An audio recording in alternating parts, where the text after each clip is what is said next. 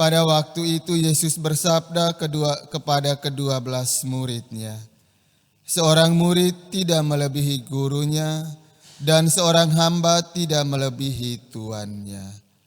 Cukuplah bagi seorang murid jika ia menjadi sama seperti gurunya, dan bagi seorang hamba jika ia menjadi sama seperti tuannya. Jika tuan rumah disebut Beelzebul, apalagi seisi rumahnya.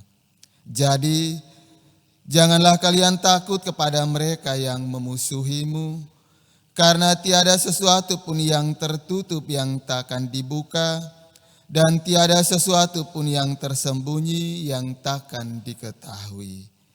Apa yang kukatakan kepadamu dalam gelap, katakanlah dalam terang. Dan apa yang dibisikkan ke telingamu, beritakanlah dari atas atap rumah. Dan janganlah kalian takut kepada mereka yang dapat membunuh tubuh, tetapi yang tidak berkuasa membunuh jiwa. Tetapi takutilah Dia yang berkuasa membinasakan baik jiwa maupun tubuh di dalam neraka. Bukankah burung pipit dijual seduit 2 ekor? Namun tak seekor pun akan jatuh tanpa kehendak Bapamu. Dan kalian, rambut kepalamu pun semuanya telah terhitung. Sebab itu janganlah kalian takut, karena kalian lebih berharga daripada banyak burung pipit.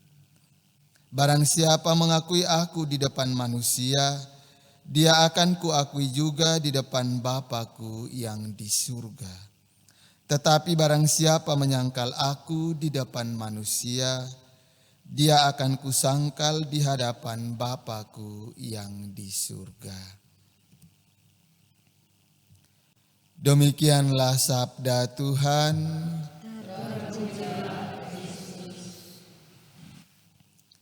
Para suster, frater, opa, oma, bapak, ibu, saudara-saudari, anak-anak umat beriman yang dikasihi oleh Tuhan kita Yesus Kristus. Kitab Kejadian dalam bacaan pertama tadi masih mengisahkan kepada kita Yusuf dan saudara-saudaranya, yakni anak-anak Yakub, anak-anak Israel. Yusuf mengajarkan kepada kita supaya tidak menaruh dendam terhadap sesama yang menyakiti kita, yang mengecewakan kita, mereka yang tidak setia atau mereka yang seringkali membuat kita sakit hati. Kita harus memberi maaf, memberi ampun kepada mereka. Dengan demikian pengampunan yang kita berikan menjadi pintu bagi kita untuk senantiasa menerima begitu banyak rahmat dan berkat di dalam diri dan hidup kita. Dan Yesus menyempurnakan hal itu dalam Injil tadi.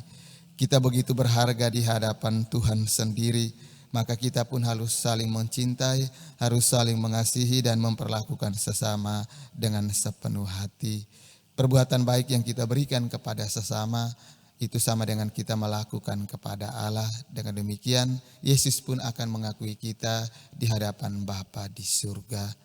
Mari kita berjuang, semoga lewat kedua bacaan suci hari ini memampukan kita untuk semakin rendah hati mengampuni sesama dan juga memperlakukan mereka dengan sepenuh hati.